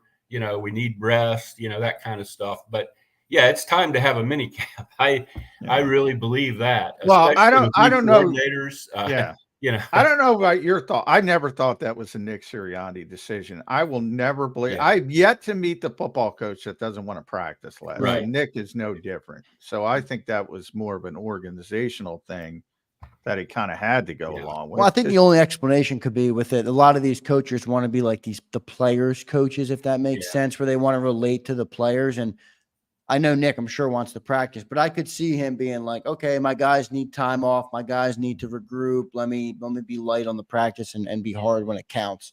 Maybe that would be my best attempt. I can see that, but I also think injuries, and Lurie and Howie are very into the stats on how to prevent injuries and things like that. And it worked very, very well for them. I mean, they have not been decimated the way some teams have with injuries. And you see guys getting, the pass rusher from Villanova, Passillon or whatever his name is. Oh, yeah. Tore his Achilles the other Yeah. day. He was with the Chiefs, and who's he with now? I forgot. But he's out for the year probably. You cut down on the chance of that happening if you don't have these guys out there. But you also lose something in terms of your preparation and you saw how this team folded down the stretch last year. Maybe that wouldn't have happened if they had a more arduous offseason. Yeah, I was always amazed going back to the Super Bowl season. I was amazed how the Eagles seemed to be in condition and seemed to put teams away because they didn't do anything. Yeah, and they didn't. And I'm like, how are they getting this conditioning? And then last year it just completely fell off. They didn't have it last year. Yeah. But, I think they did have a strong veteran core of people who just worked, like Kelsey and Lane. And Lane has his barn and all that. Oh, yeah. I think they had people that led very responsibly. But last year, that Super Bowl thing, it is real. There's a reason why teams don't get back, and it's I'm willing to accept that at least partially, but I've never seen a collapse. Speaking of OTAs and veteran players, Les, did you see Jason Kelsey's rant on the playbook on his New Heights show? I did not. I've been following you got to a lot check of it out. News with Margate and so forth. Yeah, but the Margate stuff. Come on, people, leave Kylie alone. But that was ridiculous. What a ridiculous video. I'm sure she's not getting banned from the town. No. The only person that might get banned from that town is the girl who was screaming in her face. Yes. So Jason, with this show with Travis, the New Heights podcast, they were talking about the playbook, and Jason admitted he hasn't seen a playbook in 10 years. He doesn't look at it. It's all on the pad, right? No, he doesn't look at it. He doesn't look at the pad. He doesn't look at anything. He's really? He said, which he said to us many times, if he hears inside zone installed one more time, he's going to drive himself crazy. Oh, okay. From an offensive line perspective, those guys, they don't have to know a lot. Now Travis had to know a lot. He's like, no, we got it's Andy. We got note cards and we got new plays.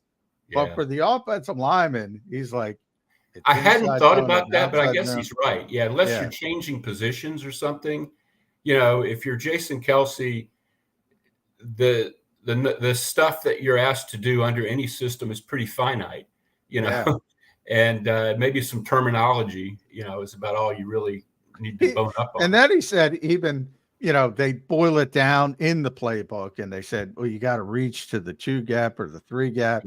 And he's like, bullshit. The guy, the guard blocks. This is my guy. Okay. It was a great rant by Jason Kelsey, and it's a tremendous show. You should check it out. Obviously, I sure will. I haven't seen it lately, so I will. But I was just chuckling about it because of the veteran nature of OTAs and certain guys, and Jason obviously was in that category, but he would more often than not show up.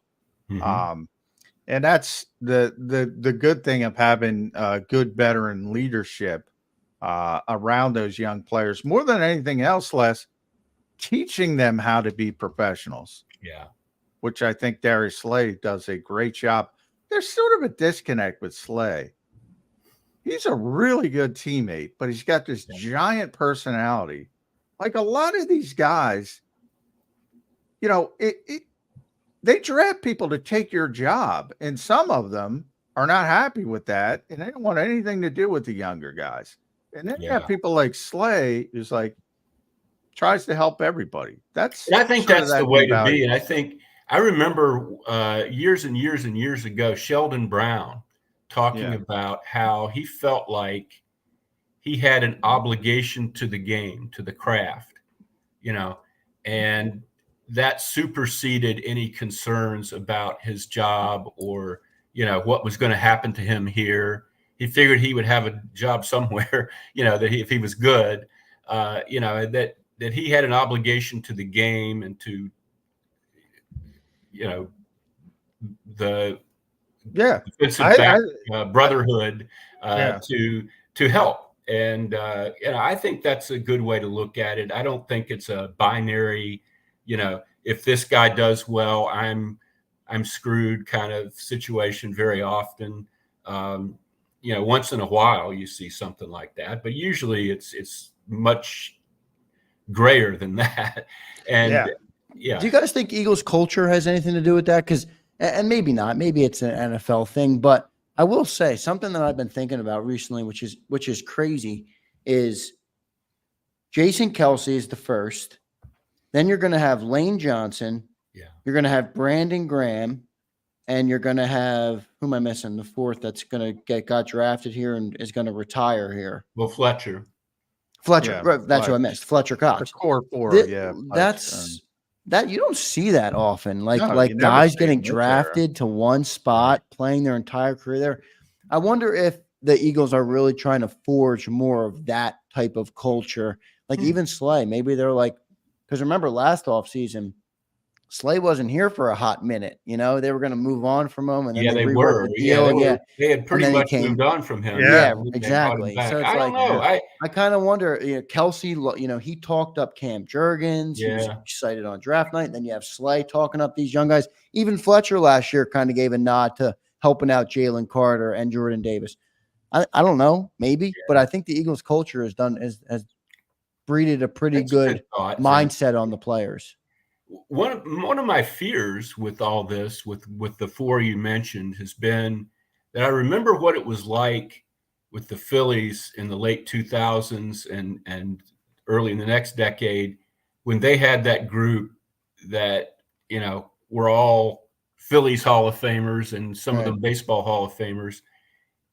It's hard to move on from those guys, but B, you don't just here's another Hall of Famer. It's when that group goes. Unless you're a Packers quarterback, the Packers figured it out. When that group goes, you're in for a downturn, and I hope that's not the case with the Eagles. But it's something I keep in the back of my mind is that this is some of the greatest players in franchise history have been on the field. That's how they got to these 2 Super Bowls within a short span of time, which has never happened in the history of the franchise before, and as those guys move on, it's not just going to be tra-la-la, we drafted this, we drafted that. Right. It's very unlikely. I think Cam Jurgens is going to be a good player, but it's very unlikely that he's going to be Jason Kelsey. And that's just the nature of it. And you got 4 guys, Lane Johnson, Fletcher Cox, Brandon Graham, and this will be it for Brandon Graham. Yeah. And it's more like there's certain guys that have done so much for your organization. I call it the Derek Jeter effect. He wasn't Derek Jeter at the end, but the Yankees were like, all right, play as long as you want, dude. I mean, just keep going. And the Eagles are that way with those guys, I think. Yeah, I wonder if they learned something from the whole Brian Dawkins thing where they let him. Maybe the Eagles think we get more, we profit more, even if the player's not great on the field. We gain more from keeping them happy, showing them that we're going to take care of our own, and then maybe they go out and they spread that and help the young guys like you see BG doing, and Fletcher and Jason, and the ones we talked about. Interesting. Yeah, and I think Fletch can still play, and he walked away. Everybody's personality is different. He's not Brandon Graham. Brandon Graham is willing to go in there and be a spare part.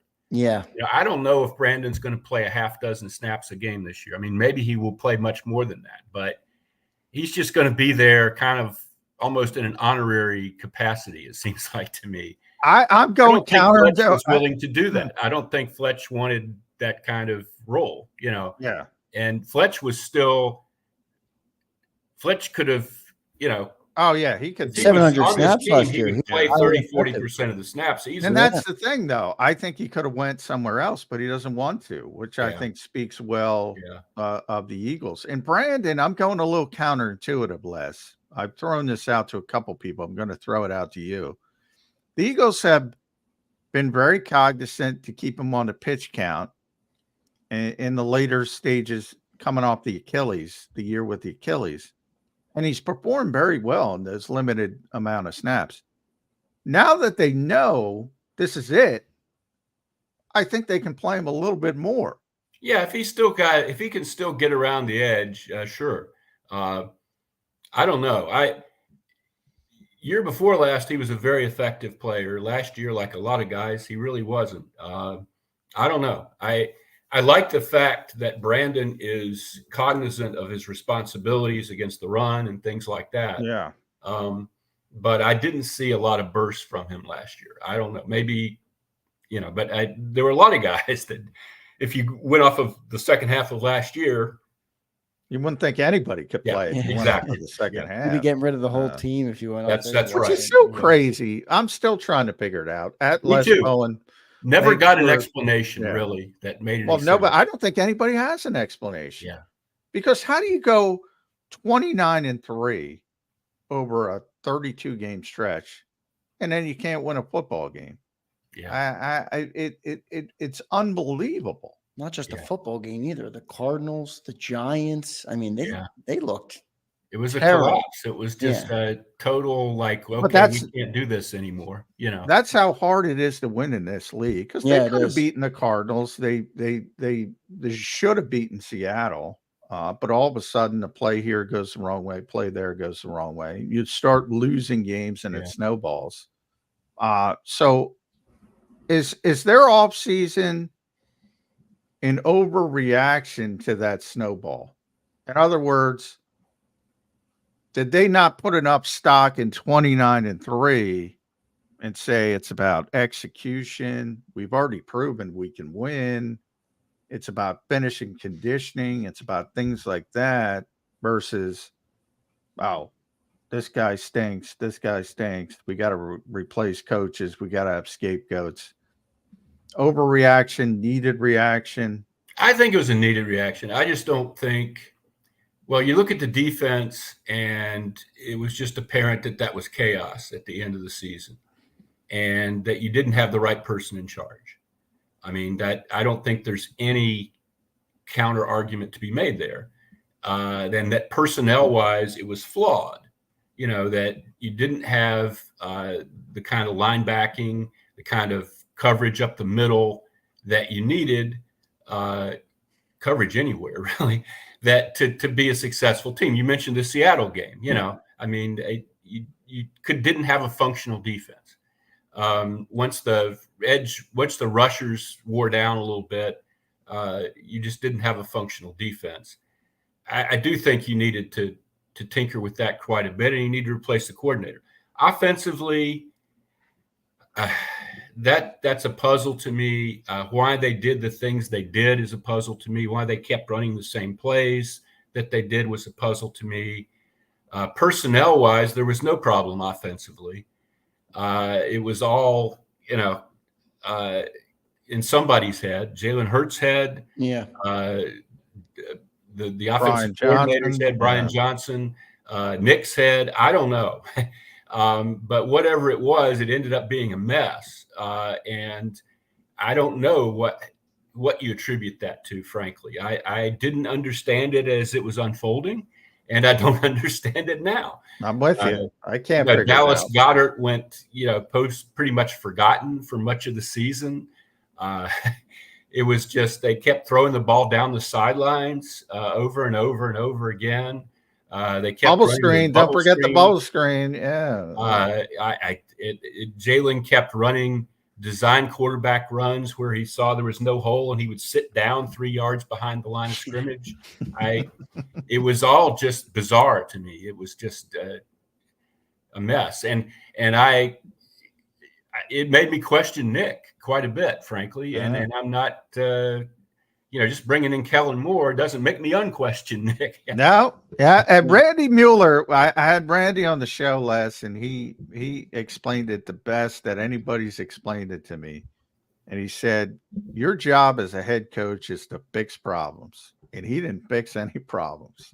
And that is you want to boil it down. That's why Randy's a former executive of the year and I'm sitting here. But you boil it down, that's his job. You got to fix it. I don't care how you fix it. You got to fix it. And he was unable to fix it. And then I started thinking, well, yeah, maybe you should move on from Nick Sirianni, which I was kind of laughing about. But after that Tampa game, and that Tampa press box, Les, the Eagles executives are right behind us because it's an older stadium. Yeah. And one of the high level executives, I will not name him. It was about third quarter after about the 17th missed tackle. Just said, fucking embarrassing. Yeah. And that's what that performance was. And I would say I went down to Tampa laughing at people who said Nick Sirianni should be fired. And I came back and I was saying, maybe he should be fired. Yeah. I mean, it would have been an overreaction. I mean, nationally, I think they would have gotten crucified because, they just went to the Super Bowl last year. Good Lord, look at his record, blah, blah, blah. Yeah. But, if you really saw what happened, it wouldn't have shocked me. And that's one of the big things that you're watching this season is it the ingredients, is it the defensive personnel and the coordinators, or is there a bigger problem here? Actually, Les, I think you could make an argument that maybe the single biggest reason they kept Nick was because of that PR. Perception. Like, remember, they got some flack for moving on from Doug Peterson 3 years removed from the Super Bowl. Yes. And then you're going to have a guy goes to Super Bowl in year 2, wins 29 out of 32 games, like John mentioned. And now, one thing goes wrong. Now he's out the door. Maybe that was the biggest reason they kept Nick, because it would have looked bad to move him. I don't think they would do it because of they're worried about what some talking head would say on the NFL Network. Like me, yeah. but you get with Jerry Jones, there's a perception among coaches that that's not the situation you want to work in. And that's why he never gets the cool up and coming genius coach to work for him. You don't want to be an organization that just runs through, successful coaches and these myths start going about Lurie. Lurie thinks he's a football guy and Howie is a megalomaniac. And, if you fired another coach that quickly, the league loves gossip. And you really run the risk of creating that narrative in people's heads that this is a place you don't want to work, and you don't, that's more real than, what, Stephen A. Smith or somebody says about you. No, I agree. But even to the point of, and at Les Bowen, make sure you follow Les on X, PHLY, doing a great job reading your stuff there. With our friends Zach Berman and Bo Wolf. Things are going well there. Les Bowen's Sean as well online. You can see Les at all those places. I would say when it comes to Jeffrey, who's a great owner, I say it all the time. I hope people hear me because they only hear the negative stuff. But I think it's legitimate to say, Les, that when the Eagles don't reach expectations, Jeffrey's going to want a scapegoat, period. End of sentence. I think that's fair. And I think that's a piece of gossip or narrative or whatever you want to call it. I think it's real. Yeah. Do you agree with that? Yeah. Well, I think he wants a solution. He wants reasons and facts and figures and documentation. He's not a vibes guy, he's a data guy, and he wants there to be, okay, now we have to do this, and maybe that's why Nick is still here. Maybe he couldn't work out for himself exactly what needed, what exactly wasn't happening. But yeah, he wants to take action. He wants to be in control of a situation and take corrective action. So I see it that way. I don't know that I would use the term scapegoat, but I would use the term, he wants problems corrected and he always wants to be in the vanguard of whatever's going on, in the league. He doesn't want a retro, which is why the Belichick stuff, Didn't make doesn't sense. have great legs to me, because no. Well, he loves obviously he loves Belichick. He Yeah. loves the Patriots organization. He loves Robert Kraft. But yeah, I mean, he's 72. His whole history of hiring coaches, the exact opposite, Right. Really, Right. Of hiring Bill Belichick. So I'm with you. I don't think there's legs there, and it's good to be with Les Bowen because you're good to hear from you. savvy man. Good to see you, Les. Always, I appreciate when you come on. And Have everybody fun down there today. I'm really looking for some new information. That was great last week with I thought the Tyler Steen and the Jalen Carter press conferences were quite reassuring about those guys and their approach to this season. So that's the kind of stuff I felt know good the about them fans are too, looking Les. for, Yeah, I thought they were will good. do our too, best. Namely those two. We miss Les being down there every day, though. I miss it too. Yeah. And hopefully we see you more this season. We know I how hope so. Yes. the ironclad Eagles are with access. Yes. Yeah. But good to see you, Les. Great to see you guys, and thanks very much. Les, thanks for joining us, man. We'll talk to you soon. Have a good day. Take care, Zander. There's Les Bowen joining us on Birds 365. Went a little over. Let's get our final thoughts on the show. Johnny Mac, before you're getting out of here, you're going down to OTAs. I'm excited. The fans are excited. Johnny Mac, I can see it in your face. I know you're excited. What's the one thing you're looking for heading down there today as we wrap up? Oh boy, the one thing I'm looking forward to is no traffic on the Walt Whitman. So everybody get out of the way. Now Johnny Mac's coming through. Yeah, everybody get out of the way. I guess I want to see how they handle the wide receiver spot more than anything else, because I think they got to rotate through these guys to try to figure out, is there a diamond in the rough amongst these young receivers that they brought in, because they need somebody. They need somebody to break through. And maybe it's Shawnee Wilson, maybe it's Anaya Smith when he gets healthy, maybe it's the rookies, maybe it's a Jacob Harris who's really big and really fast and has some experience and is a good special teams player, so he could have a dual role. But they got to find something at wide receiver, and maybe it's just the acknowledgement that we got to go outside and get somebody who's a little bit more proven. Yep. So we'll close up this edition of Birds 365. Before we go, though, a little bit of breaking news, John, as you talk about wide receivers. I'm going to pull up this chat because he copy and pasted the tweet I was going to read.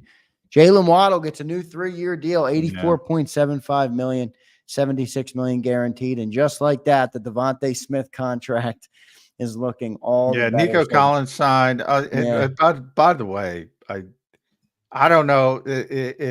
Justin Jefferson's deal is going to be outrageous. It's going to be insane. I mean, it's Minnesota. Wait, will he want to take it in Minnesota? I don't know. I mean, for all the talk, I don't know if I would. Yeah, I mean, JJ McCarthy, I don't know. And it might be a situation where they're forced to trade him down the road. But either way, whether it's there or somewhere else, that contract is going to be something. Yep, absolutely. And everybody loves to hate on Kirk Cousins. I'll tell you one guy that loves Kirk Cousins. It's Justin Jefferson. Volume, baby. Volume. Yep. Yeah. Yes, sir. So that'll do it. We're way over on Birds 365 today, a little bit of overtime. So thanks everybody for staying tuned. Johnny Mac, thanks for your contributions. We'll talk to you tomorrow, and we'll be posting some of the footage you get today on JAKIB Sports. So thanks for the work you're doing. Get down there safe, and we'll talk to you tomorrow. All right. Sounds good. Thanks, guys. Thanks, Johnny Mac. And thank you to all of our listeners. Make sure you hit the like button on the way out. We'll catch you tomorrow on Birds 365. You've been listening to Birds 365, the destination for the passionate Eagles football fan who bleeds green. If it's Eagles football, we're talking about it. Debate inside the locker room and guests that are some of the greatest football minds from around the region. We hope you enjoyed the show. We know we had a blast. Make sure to like, comment, and subscribe, and we'll be back soon. But in the meantime, hook up with us on social media at JAKIB Sports. See you next time on Birds 365.